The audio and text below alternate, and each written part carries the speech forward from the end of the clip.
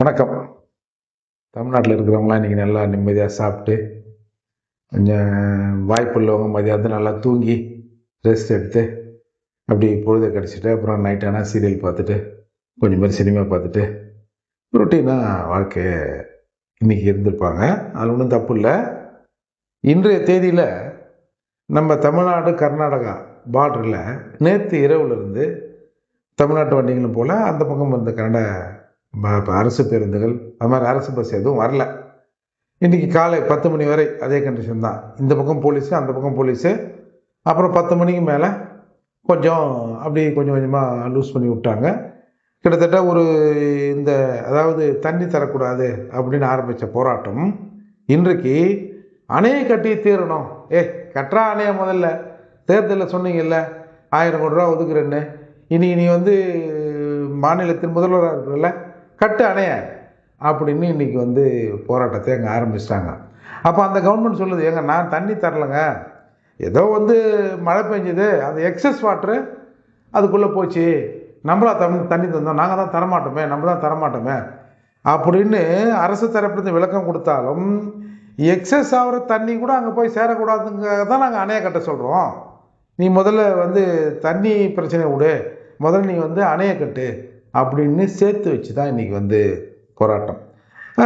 இன்றைக்கி கர்நாடகா முழுக்க ஒரு 45 பேர் ஹவுஸ் அரெஸ்ட்டு, அப்ராக்சிமேட்லி ஒரு 65 பேர் ஃபிசிக்கல் அரெஸ்ட்டு. இப்போ இன்றைக்கி ஈவினிங் விட்டுருவாங்கன்னு வச்சிங்களேன். அப்போது மொத்தமாகவே ஒரு 100-110 பேர் அந்த நாட்டின் திசையை, அதாவது கர்நாடகாவின் திசையை மாத்திராலாம் நினைக்காதீங்க. இந்த 100-110 பேருக்கு பின்னாடி அந்த அரசாங்கம் இருக்குது, அங்கே இருக்கிற கட்சிகள் இருக்கிறாங்க, அங்கே இருக்கிற மக்கள் இருக்கிறாங்க, அங்கே இருக்கிறவங்க எல்லாருமே தமிழ்நாட்டுக்கு எதிரான நிலையில் இருக்கிறாங்கன்றதை புரிஞ்சுக்கணும். இப்போ இதே நிலையில் அப்படியே கட் பண்ணி தமிழ்நாட்டுக்கு வந்தோம்னா இப்படியான நலன்கள் ஏன் தமிழ்நாட்டில் காக்கப்படலை? தமிழ்நாட்டுக்காக ஏன் தமிழ்நாட்டில் இருக்கிறவங்க யாரும் நிற்க மாட்டுறாங்க பெரும்பான்மையா அப்படின்ற ஒரு கொஸ்டின் வருகிற போது கடந்த காலங்களிலும் இதே நிலை தான். இப்போ திரு ஜோசப் விஜய் அவர்கள் தமிழ்நாட்டுக்கு முதலமைச்சராக வந்த பிறகும் அதே நிலை தொடருதுன்னா அதற்கு காரணம் சில காரணங்களை எல்லாரும் சொல்கிறாங்க. ஃபஸ்ட்டு, ஏன்னா இந்த முதல்வர் அவரை சுற்றி ஒரு அதிகாரிகள் இல்லை பவர் செக்டார்ஸ் முடிவெடுக்கிற நிலையில் இருக்கிற அதிகாரிகள் இருப்பாங்கள்ல, இல்லை முக்கியமான நபர்கள் இருப்பாங்கள்ல, அவங்களாம் யார் அப்படின்னு நம்ம இப்போ ஒரு பார்வையை பார்ப்போம். வெங்கட நாராயண ரெட்டி ஜனநாயக பட தயாரிப்பாளர். இவர் ஒரு தெலுங்கர். இவர் கனடாவில், அதாவது கர்நாடகாவில் இருக்கார். எப்படி ராமசாமி நாயக்கர் ஒரு தெலுங்கர், அவர் போய் கர்நாடகாவில் இருந்தார்னு சொல்லி இந்த கர்நாடகாலாம் சொல்கிறாங்களே, அந்த மாதிரி அவர் தான் தமிழ்நாடு அரசின் டெல்லி சிறப்பு பிரதிநிதி. இப்போ இவர் எப்படி முடிவெடுக்க முடியும்? அடுத்து அர்ச்சனா கல்பாதி அகோரம், அவங்க இந்த கோட் பட தயாரிப்பாளர். அவங்க ஒரு மலையாளி. அவங்க தான் கோயிலுக்கான அரங்காவல் நியமன குழு. அப்புறம் ஜெகதீஷ் பழனிசாமி லியோ பட இணை தயாரிப்பாளர், முதலமைச்சரின் தனிச் செயலாளர்.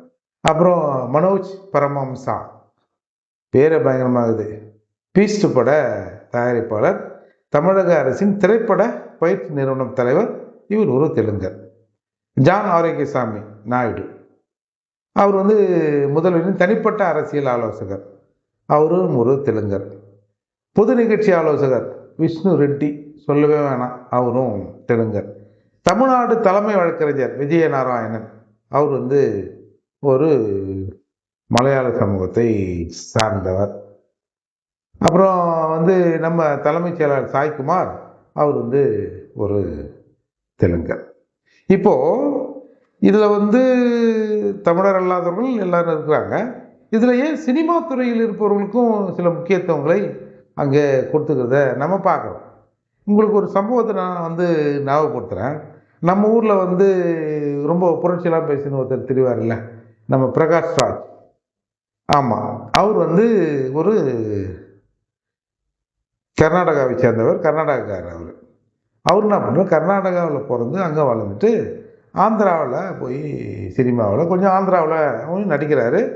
ஆந்திராவில் 2 கிராமங்கள், கொண்டாரெட்டிப்பட்டி, பண்டாப்பள்ளி, இந்த 2 கிராமத்தையும் பிரகாஷ்ராஜ் ஃபவுண்டேஷன் அப்படின்ற அந்த நிறுவனத்தின் சார்பாக 2 கிராமத்தையும் தத்தெடுத்து அந்த உள்கட்டமைப்பு, அடிப்படை வசதி எல்லாத்தையும் அவர் செஞ்சுக்கின்னு வராருங்க.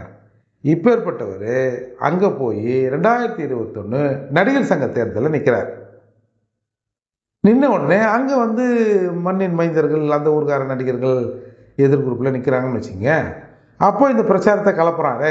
நீ கன்னடாக்காரன் தானே, இங்கே என்னடா ஆந்திரா சினி ஃபீல்டில் நீ நடிகர் சங்கத்தில் தேர்தலில் நிற்கிற. நான் எங்கள் ஊரில் கூட அதெல்லாம் பண்ணலைங்க, நான் தத்து எடுத்தேன், அதை எடுத்தேன், இதை எடுத்தேன்னா வந்தையா உன் காசை இங்கே எதனா செலவு பண்ணி நினச்சியா, செலவு பண்ணிட்டு போ. இங்கே ஒரு பதவியில் நீ வர்றதை நாங்களாம் அனுமதிக்க முடியாது அப்படின்னு அவர் பயங்கரமாக அசிங்கப்படுத்தி கோரப்படுத்தி கடைசியில் அவர் தேர்தலில் தோத்துட்டு அதுக்கப்புறம் அந்த நடிகர் சங்க உறுப்பினர்லேருந்து கூட அவர் சங்கத்திலேருந்து வெளியே வந்துட்டார்னு வச்சிங்களேன். இப்படி ஆந்திராவில் இருக்குங்க. கர்நாடகாவில் 1980 இந்த மத்திய அரசு நிறுவனங்கள், பொதுத்துறை நிறுவனம், அதாவது பேங்க்கு, போஸ்ட் ஆஃபீஸு, இந்த மாதிரி பொதுத்துறை நிறுவனங்கள், HAL, BHL, ISRO, இந்த மாதிரி நிறுவனங்களில் உள்ளூர் வாசிகளுக்கு வேலை அவ்வளோவா கொடுக்காம வெளி மாநில ஆண்களுக்கு கொடுத்துருக்காங்க. உடனே அது ஒரு போராட்டமாக நடைபெற்றிருக்கு. எப்படி நீ கன்னடாக்காரங்களை தவிர மற்றவங்களுக்கு தரலான்னு. அப்போ 1983 ஒரு குழுவை போடுறாங்க. குழுவை போட்டு ஒரு 3 வருஷம் இந்த குழு ஆய்வு பண்ணி 1986 ஒரு பரிந்துரையை அரசாங்கத்துக்கு கொடுக்குது. அது என்ன பரிந்துரைனா சி, அதாவது கிளாஸ் 4ன்றாங்களா, அந்த மாதிரி கிளாஸ் 4னா டி, கிளாஸ் 3னா சி. அப்போது CD இந்த 2 கேட்டகரியில் 100% கன்னடர்களுக்கு வேலை. பி பிரிவில் 80%, ஏ கிளாஸ் 1ங்குதுல்ல அதில் 65% கன்னடருக்கு வேலை தரணும். கட்டாயம் அரசு பணியாளர்கள் கன்னடம் பேச எழுத தெரிந்திருக்கணும் அப்படின்னு அந்த அரசாங்கம் ஒரு சட்டத்தை போடுதுங்க. இதுக்கப்புறம் 2017, அதாவது 2017 to 2019 போஸ்டல் டிபார்ட்மெண்ட், அப்புறம் இந்த கிராமின் வங்கின்னு ஒன்று இருக்குது, கிராமிய வங்கிகள், இதில் கன்னடர் அல்லாதவங்களுக்கு இதில் கன்னடம் அல்லாதவங்க அந்த எக்ஸாம் எழுதி பாஸ் பண்ணி போஸ்டிங் வந்துடுறான். அப்போது ஒரு 14 பேர் அந்த மாதிரி ஒரே டைமில் போஸ்ட் ஆஃபீஸுக்கு வேலைக்கு வந்துடுறாங்க.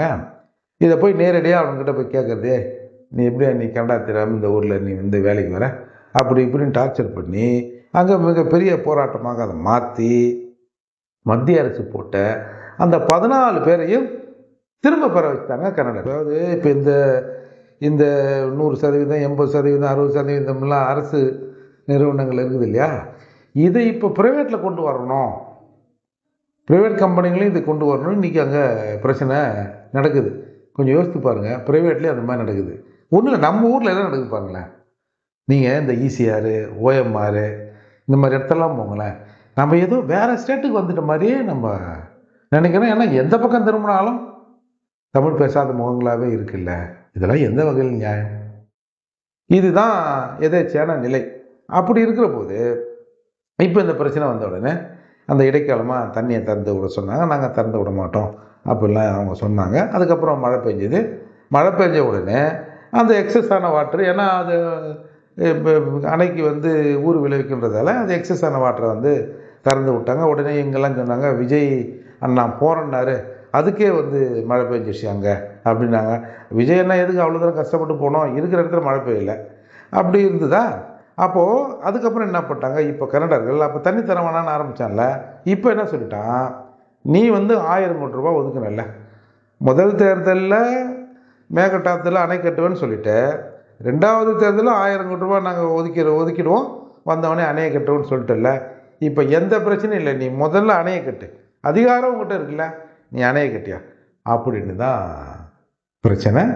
அங்கே இன்றைக்கு காலை 10 மணிக்கு மேலே அது கொஞ்சம் சகஜ நிலைக்கு திரும்பி, பட் எப்போ வேணாலும் அது வரலாம் வரலான்ற மாதிரி நிலை இருக்குது.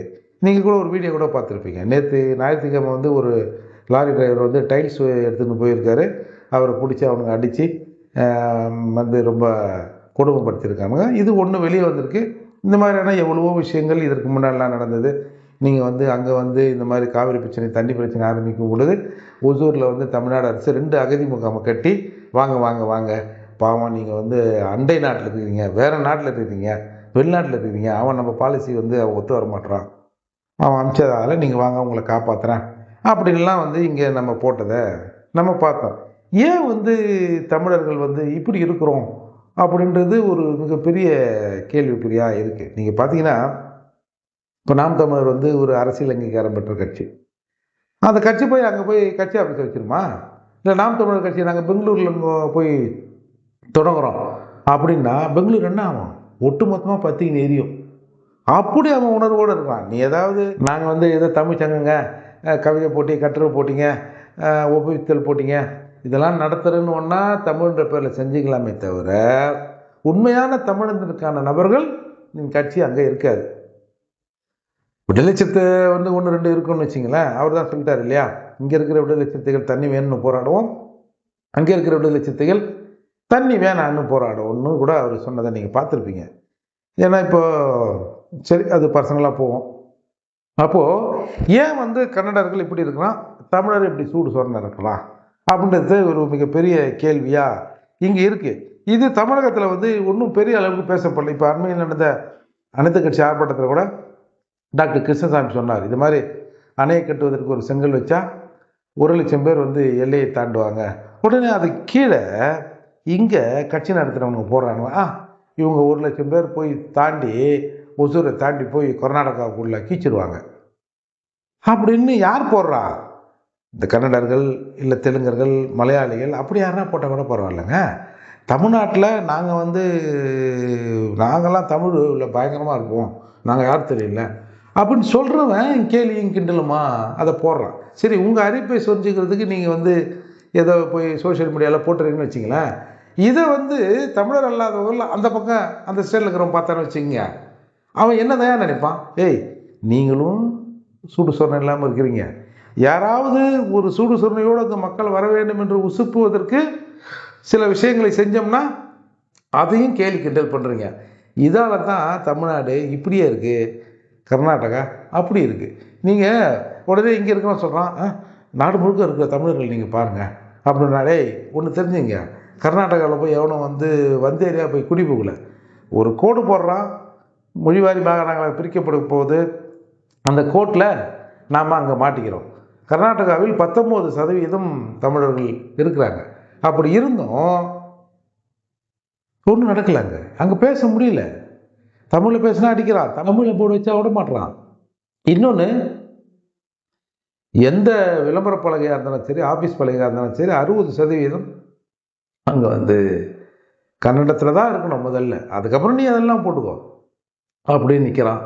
இப்போ நீங்கள் பாருங்கள், இப்போ இந்த பந்து இன்றைக்கி வந்து ஆர்ப்பாட்டமாக மாறி முடிஞ்சிருக்கு. ஆனால் எப்போ வேணாலும் நீங்கள் வந்து அணையை கட்டுக்கிற வேலையை தொடங்கலைன்னா எப்போ வேணாலும் இதை நாங்கள் வந்து கூர்மைப்படுத்துவோம் அப்படின்னு சொல்கிறான்ல. அப்போது இதற்கு பின்னாடி, இந்த வாசகத்துக்கு பின்னாடி, இந்த சொல்லுக்கு பின்னாடி ஒட்டுமொத்தமாக அந்த ஸ்டேட் நிற்கிது. நம்ம எதுவுமே தெரியாமல் நார்மலாக எப்போ, அதாவது போன மாதத்தில் எப்படி இருந்தோமோ, இல்லை 10 நாளைக்கு முன்னாடி எப்படி இருந்தோமோ அதே மாதிரி சொல்லப்போனால் அதை விட கூடுதலாக கொஞ்சம் சொகுசாக தமிழகத்தில் இருக்கிற இது எப்படி நம்மளோட நலன்கள்லாம் பாதுகாக்கப்பட்டோம்னு நீங்கள் நினைக்கிறீங்க சொல்லுங்கள். இன்னொன்றுங்க, இது அவங்க உணர்வுக்கு நான் ஒன்று சொல்கிறேன் பாருங்கள். இப்போ நம்ம ஊரெல்லாம் வந்து இந்த பூஸ்ட் விளம்பரம், சோப்பு விளம்பரம், இந்த டோனி, அப்புறம் இந்த விராட் கோலி, இவங்க அமிதாப் பச்சன், இவங்கெல்லாம் விளம்பரத்தில் வரதை பார்த்துருப்பீங்க. அமிதாப் பச்சன் வந்தார்னா இந்த கோன் போகிற குரோர்பதியில் ஒரு மாதிரி கட்ட குரலில் பேசுவார்ல, அதே மாதிரி அமிதாப் பச்சனை தமிழ் பேசுகிற மாதிரி நம்மளை நம்ப வைக்கிறான். அமிதாப் பச்சன் தமிழ் பேசினா இப்படி தான் இருக்கும். அதே மாதிரி டோனி, விராட் கோலிலாம் இதே மாதிரி விளம்பரங்கள் இப்போ, ஏன்னா இது காமன் ஃபுட்டு தானே. இப்போ பூஸ்ட்டுன்னு வச்சிங்களேன் ஒரு உதாரணத்துக்கு, அது எல்லா ஊர்லேயும் இருக்குது. இந்த விளம்பரம் கர்நாடகாவில் ஒளிபரப்புறது இல்லை, இன்றைக்கு ஆரம்பிச்சிருக்காங்க கன்னடர்கள். அந்த விளம்பர நிறுவனத்துக்கு எல்லாத்துக்கும் வந்து புகார் கொடுத்துருக்காங்க. அதே மாதிரி அரசுக்கும் வந்து கோரிக்கை வச்சுருக்காங்க. என்னென்னா, பொருள் உன் பொருள்.